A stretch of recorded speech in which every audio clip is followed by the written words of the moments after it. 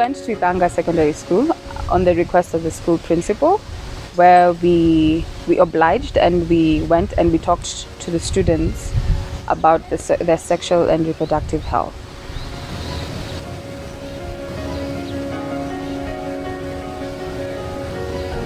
The principal was on site. He actually welcomed us. He served us a very good breakfast in readiness for the job at hand. I'm Winnie Muthoni. I'm from Ithanga Secondary School. What I liked about the training from RESPEKT is that the people are good. They also respect us as students and also respect themselves, because there are some things that, the limits. And they taught us about so many things that you were not even expecting that, because some things that we didn't know, we knew about them that day. Wakikuja sikuwa nadhani yale mambo wanaonyesha, sikuwa nadhani kama wanaweza. Nilikuwa na hakuna kitu walikuwa nafikiria kwa. I must say I was excited to get some people that were eager to address some of the challenges that were facing my students, and they never let me down when they came.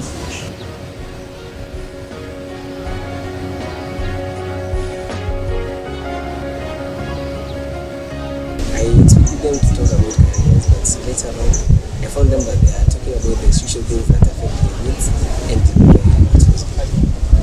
I expected them to come, maybe advise us, because that's what the people that come here do when they come.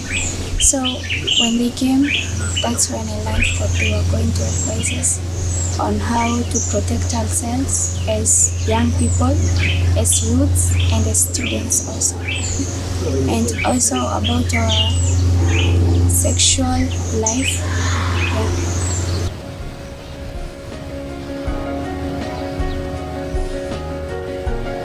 They were free with us.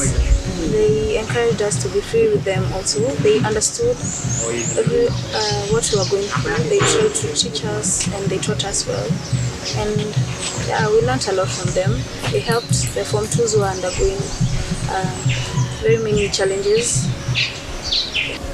Early pregnancies by school girls leading to school dropout. Evidence of sexually transmitted diseases among students at an early age, and also misleading information. They are close to our ages, but they are older than us. But it was good because there's some things that you can't tell your parents, but you can be able to tell them, because you can see that they are free. They can tell you anything. That they told us some things that that your parents cannot even tell us. They can relate to the team of young people who look good, who dress well, according to their standards, us now. They dress well and they talk their language. So they're more likely to take what you're telling them than to take us seriously. They are in the campus, so they really inspired us and perhaps some people made them as mentors because they have made it to the university, which some of us see as not easy. Being a young group of people, we are able to endear to our student. So that's a positive impact about the RESPEKT team. So when they stopped coming a bit, we saw the challenge coming back in. So we had to invite them to come up and do some follow-up and help us to unearth some of those problems. One thing that I learned from RESPEKT is that I should be responsible for all the moves that I take, all the decisions that I take, and also to remember that I'm a student in everything I do. School performance improved greatly because students were now concentrating on what matters here. The engagement they had with the outside community on sexuality, being a mixed day school, where some of them, some girls were engaged with the other people. They reduced here. So when they realized, because their self-esteem went up. When you associate with big people, associate with people who are empowering you, you're able to see you're able to come up with a solution of some of the problems that you could not be able to solve them. It's helped me change my outlook. It's made me more responsible with my friendships, with my relationships. Respect actually has raised my self-esteem and has made me to feel good when I'm with them.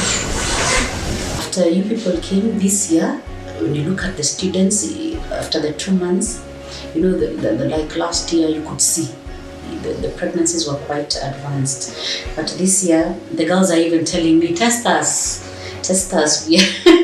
we are ready. So I'm like, yes, we're very excited. Teacher, we were told by sister who were told by not to do this, not to do this, not to do this. So the students are quite, you have had a big impact. That one is not deniable. It is a fact. They were very interested in matters about their sexual and reproductive health. There are so many questions, and to the point that they were actually following us, rather they were consulting us separately. This forum is very important also for the high school students. Most of the people find that they are not free to discuss some of the topics. The respect people who are discussing that. For instance, in our school, we are lucky, we have so many facilitators who come and talk to us, but most of them we find that they are talk mostly on careers, but they don't talk on the deep that affects we as students, not to achieve our goals.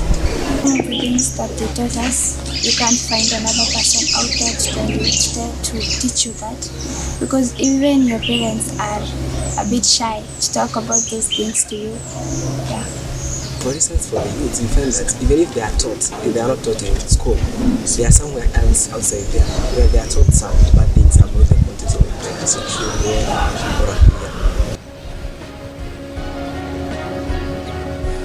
The work that you're doing is very important because you're opening our eyes as the older generation, and you're showing us, hey, you people have missed a point.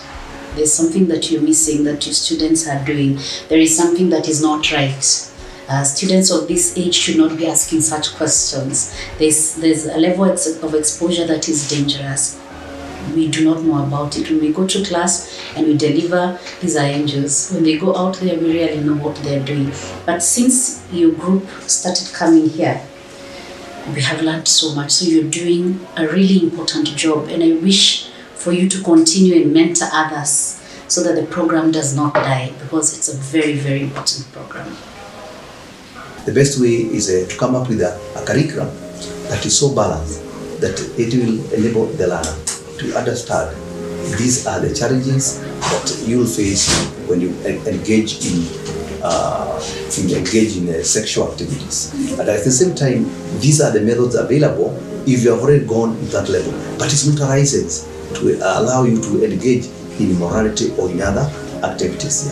I think that's where it should be the balance should be, because the value aspect of the society must also be embraced. The value aspect of the religion, African being religious, the value aspect of religion must also be balanced. It must also be respected to avoid a lot of conflict. Because when you introduce it without considering the opinion of the other stakeholders, definitely the curriculum will not really come up the way it is expected.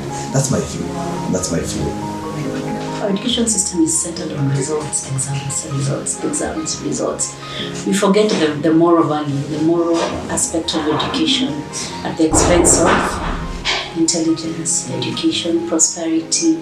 Then we are churning out individuals who have no moral compass.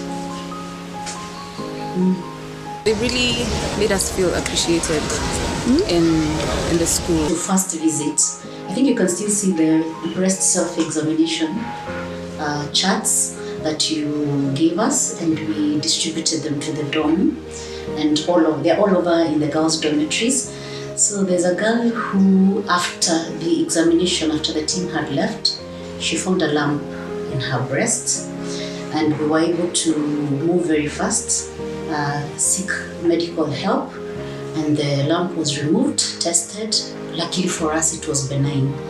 But the doctor told us, had it, sometimes benign tumors turn into cancerous tumors. Had she kept quiet, even the surgery, the cosmetic of the surgery would not have been very good because it had to remove a huge chunk of the breast.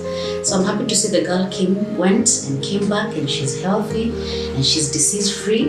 And now we sensitize the girls every morning after every 3 days, please check, and they were shown how to do it.